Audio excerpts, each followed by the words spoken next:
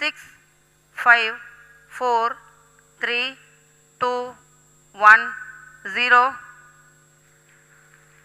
प्रधानमंत्री जी नमस्कार sir, we have achieved soft landing on the moon. India is on the moon. नमस्कार दोस्तों, आज हम बात करने वाले हैं चंद्रयान 3 के मिशन के बारे में। आप सभी लोगों ने तो देखा होगा 23 अगस्त को चंद्रयान 3 की सॉफ्ट लैंडिंग हो गई है और इसरो ने ऐसा कुछ कर दिखाया है जो अभी तक किसी और देश ने नहीं किया है।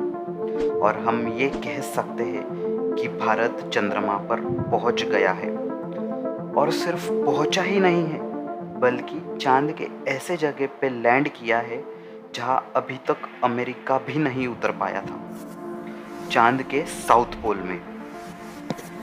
और 23 अगस्त शाम 6:04 पर विक्रम लैंडर की सॉफ्ट लैंडिंग हुई है। चलिए पहले बात करते हैं चंद्रयान 1 की। 22 अक्टूबर साल 2008 इंडिया के द्वारा चंद्रयान मिशन लॉन्च किया जाता है।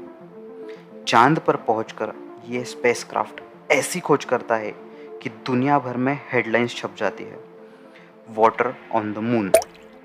चंद्रयान 1 पहली बार ऐसा ठोस सबूत लाता है दुनिया के सामने कि चांद पर पानी मौजूद है। स्पेसिफिकली कहा जाए तो चांद के साउथ पोल में पानी मौजूद है। इस खबर को देखकर दुनिया भर के देशों का चांद को एक्सप्लोर करने का क्रेज फिर से जाग उठता है। अमेरिका और चाइना के द्वारा रेगुलर मून मिशंस भेजे जाते हैं। इजराइल कोशिश करता है चांद पर सॉफ्ट लैंडिंग करने के लिए। इसके बाद एक एक करके जापान, यूरोप और रशिया के द्वारा भी कई लूनार मिशंस लॉन्च किए जाते हैं। आज दुनिया की नज़र है चंद्रयान 3 मिशन पर।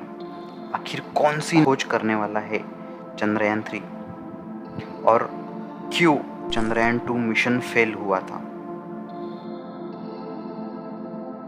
22 अक्टूबर साल 2008 में इंडिया ने चंद्रयान 1 लॉन्च किया और ये मिशन सिर्फ मून के ऑर्बिट में रिवॉल्व करता है। बेसिकली चंद्रयान 1 एक इम्पैक्ट मिशन था। इम्पैक्ट मिशन यहाँ में स्पेसक्राफ्ट चांद के अराउंड ऑर्बिट करता है और उसी स्पेसक्राफ्ट का एक छोटा सा हिस्सा चांद पर डिटैच किया जाता है, मतलब ऑर्बिटर से सेपरेट किया जाता है और वही छोटा हिस्सा चांद पर क्रैश लैंड करता है। इसलिए ऐसे मिशन को इम्पैक्ट मिशन कहा जाता है। चंद्रयान 1 में एक इंस्ट्रूमेंट लगा था, Chandra's altitudinal composition explorer. Short में इसे चेस कहा जाता है। इसी इंस्ट्रूमेंट से हमें पता चला था कि चांद की सरफेस पर पानी मौजूद है। चंद्रयान 1 में एक ऑर्बिटर भी था जो मून के अराउंड ऑर्बिट कर रहा था और वही जो दूसरा हिस्सा चांद पर इम्पैक्ट किया जाता है उसमें एक इंस्ट्रूमेंट था, मून मिनरोलॉजी मैपर। जब दूसरा हिस्सा चांद पर इम्पैक्ट हुआ तब चांद पर मौजूद मिट्टी हवा में उड़ी। उसी मिट्टी को एनालाइज किया उस इंस्ट्रूमेंट ने और इसी वजह से कंफर्म हुआ कि चांद की सरफेस पर पानी मौजूद है। अब आते हैं चंद्रयान 3 मिशन पर। चंद्रयान 3 मिशन एक लैंडर मिशन है जो कि स्पेसक्राफ्ट का एक हिस्सा चांद के अराउंड ऑर्बिट करता है और दूसरा हिस्सा चांद पर भेजा जाता है सॉफ्ट लैंडिंग करने के लिए। जो हिस्सा चांद पर लैंड करता है यूजुअली उसे लैंडर कहा जाता है और ये सॉफ्ट लैंडिंग करना बहुत बहुत कॉम्प्लिकेट है। जब अमेरिका और सोवियत यूनियन ने ट्राई करी सॉफ्ट लैंडिंग करने की तो ये 15 अटेम्प्ट्स फेल रहे। दोस्तों 15 अटेम्प्ट्स। आमतौर पर ये लैंडर्स होते हैं वो बहुत हैवी और बल्की होते हैं तो उन्हें मूव नहीं किया जा सकता। तब एंट्री होती है ये रोवर्स की। रोवर्स ये छोटे से रोबोट्स होते हैं जिन पर ये व्हील्स लगे होते हैं ताकि लैंडर से बाहर निकल पाए और मून की सरफेस पर मूव कर पाए। रोवर्स की मदद से डायरेक्ट कांटेक्ट किया जा सकता है मून की सरफेस पर। जैसे कि आप लोग स्क्रीन पर देख सकते हैं, रोवर लैंडर से बाहर निकल रहा है मून के सरफेस पर चलने के लिए। ये लेटेस्ट अपडेट है चंद्रयान 3 के बारे में। चंद्रयान 2 का मिशन भी एक रोवर मिशन की तरह प्लान किया गया था। अगर वो मिशन सक्सेसफुल होता तो विक्रम लैंडर को चांद पर सक्सेसफुल लैंडिंग करनी थी और उसके अंदर एक प्रज्ञान नाम का रोवर था जो चांद पर उतरता।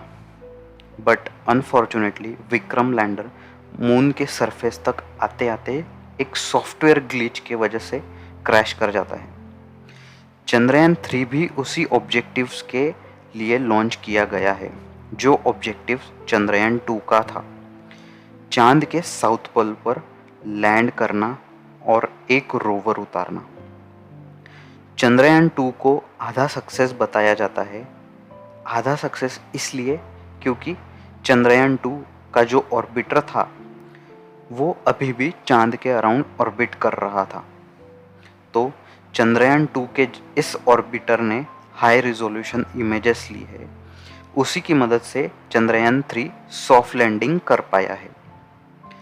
चंद्रयान 3 के इस लैंडर में बहुत सारी मॉडिफिकेशंस की गई है, जैसे कि चंद्रयान 3 का जो लैंडर है उसके जो पैर है और ज़्यादा मजबूत बनाए गए हैं और उसमें से ये रोवर चांद के सरफेस पर उतारा जाएगा तब उसे सिर्फ एक लूनार डे का समय मिलेगा।